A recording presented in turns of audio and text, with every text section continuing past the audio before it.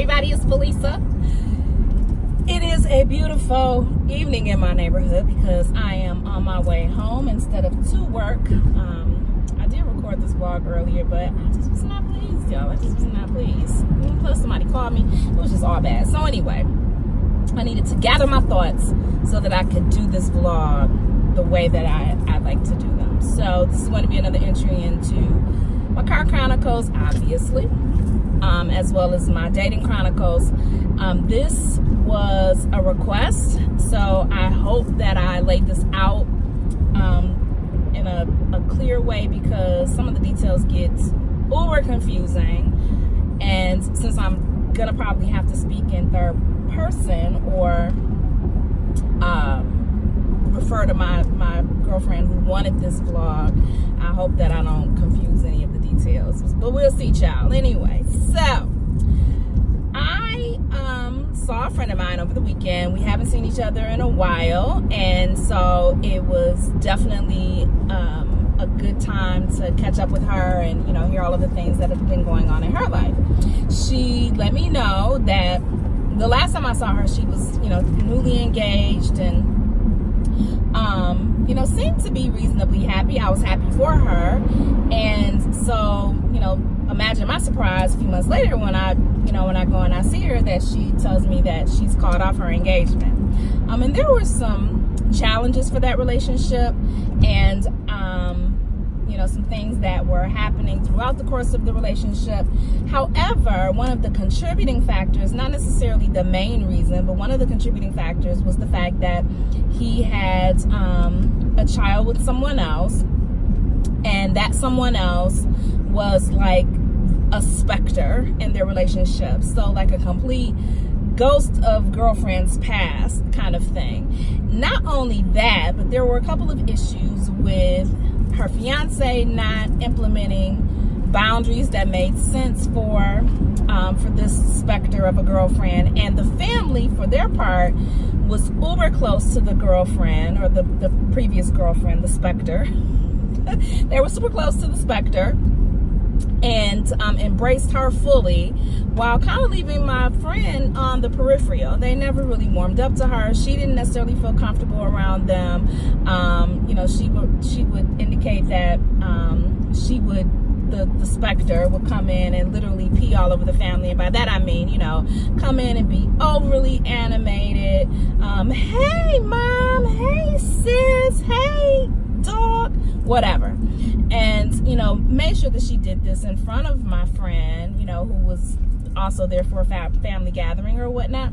And, you know, just seemed to go out of her way to make herself larger than life, while also kind of shrinking my friend's role and her presence. And so she never appreciated that, obviously. Who does? But so she always had significant issues with that, but, you know, nevertheless, she persisted. So fast forward, that relationship is kaput. Like I said, for probably other reasons, but that particular issue, I'm sure, did not help matters much.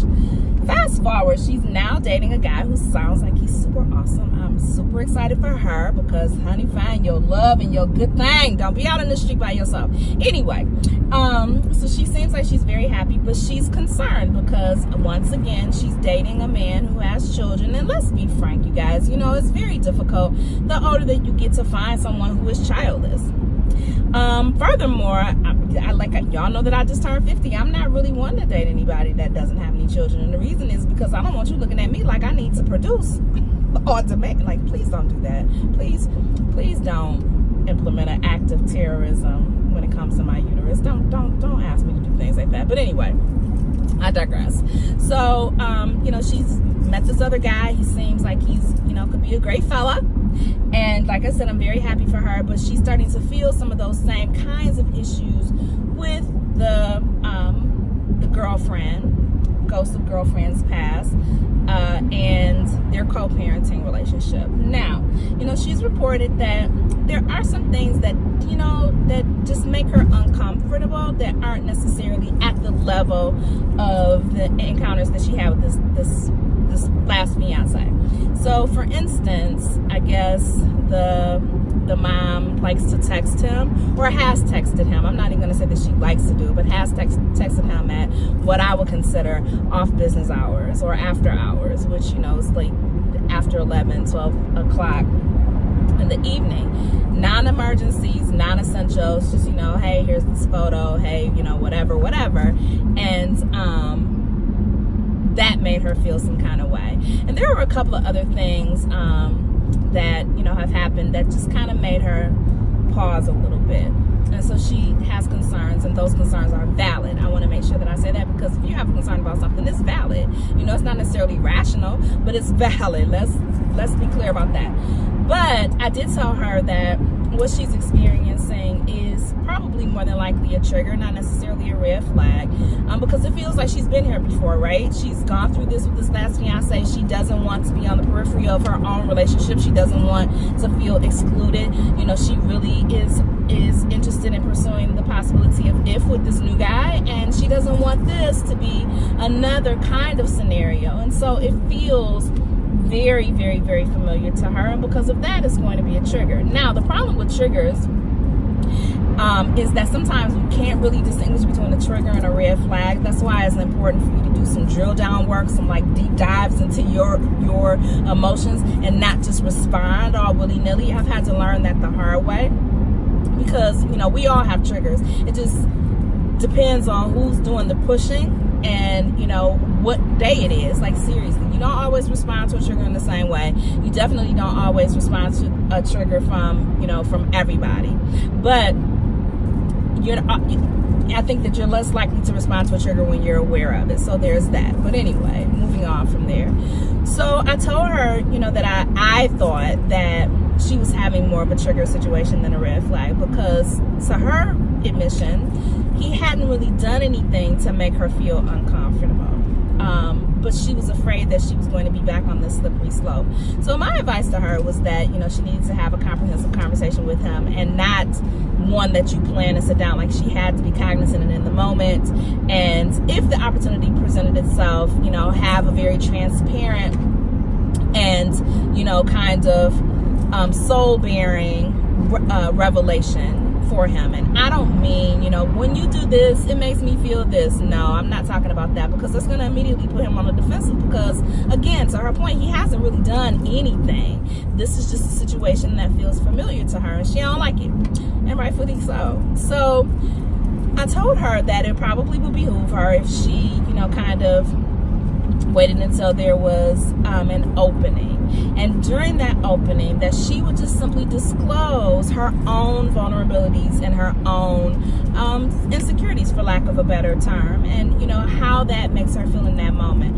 I also want to be clear that my conversation with her was very clear that I thought that the men, whoever the men are, you know, that she was in relationship with, the fiance and now this new boo, it was their obligation to level set. It was their obligation to have a comprehensive conversation with the specter. It was their obligation to create boundaries, that she can't come in as the new person or even the established person and start making those kinds of demands and redrawing those battle lines.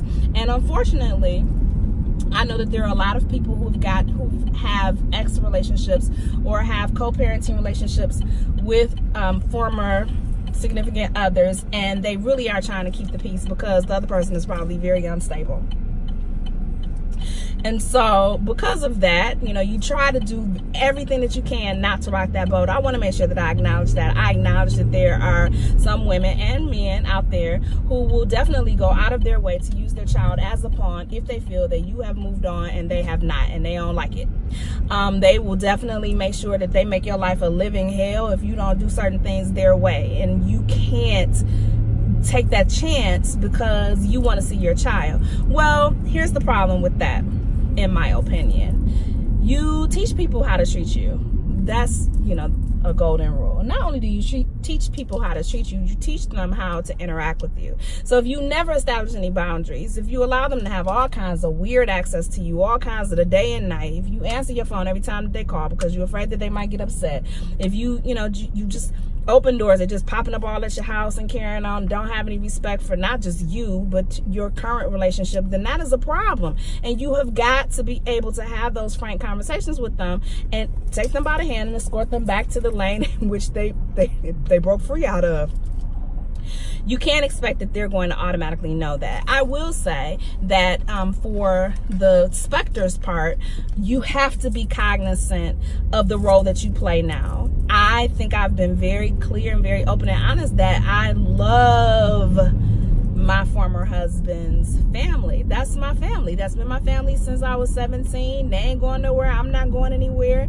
You know, people have gotten married, remarried, the new spouses come. It's a weird dynamic, but that family is so full of love and so open and so accommodating and receptive until I feel like it's normal. It's normal for us. Furthermore, you know, obviously we have children. His mother is my children's grandmother. His aunts and uncles, you know, are my children's great aunts and uncles. His brothers are my children's uncles, you know, et cetera, et cetera. So I don't feel like, you know, family is always a matter of biology. Sometimes, you know, you just join to them and it's a good fit.